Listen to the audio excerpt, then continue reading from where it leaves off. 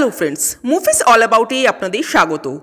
OTT প্ল্যাটফর্মের যে সিরিজগুলোর জন্য মানুষ অধীর আগ্রহে অপেক্ষা করে থাকে সেগুলোর মধ্যে মির্জাপুরের নাম অবশ্যই আসবে।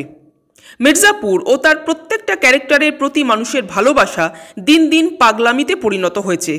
মির্জাপুর নিয়ে মেকাররা বিভিন্ন চিন্তাভাবনা করেই যাচ্ছেন, বিশেষ করে সিজন 3 ফ্লপ হওয়ার পর।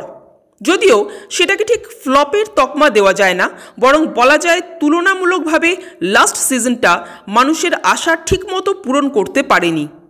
তো এবার মেকাররা ঠিক করেছেন যে তারা মির্জাপুরকে ছোট পর্দায় আটকে না রেখে বড় পর্দায় নিয়ে আসবেন, অর্থাৎ মির্জাপুরকে নিয়ে একটা মুভি বানাবেন এবং সেখানে কালীন ভাইয়া অর্থাৎ পঙ্কজ ত্রিপাঠীর রোলে কাস্ট করা হতে পারে ঋত্বিক রোশনকে।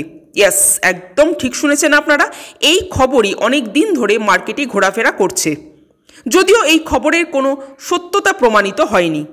এবার প্রশ্নটা হলো, সত্যি যদি এরকম কিছু ঘটে তো ঋত্বিক রোশন কি অলরেডি এস্টাবলিশড একটা চরিত্রকে পারফর্ম করতে চাইবেন?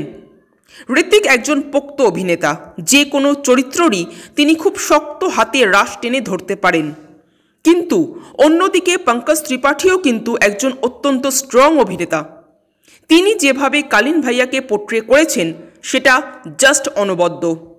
কালীন ভাইয়া রূপে পঙ্কজ ত্রিপাঠী ছাড়া অন্য কোনো অভিনেতাকে কি দর্শক গ্রহণ করতে পারবে, সে যতই ঋত্বিক রোশনের মতো বড় অভিনেতা হন না কেন?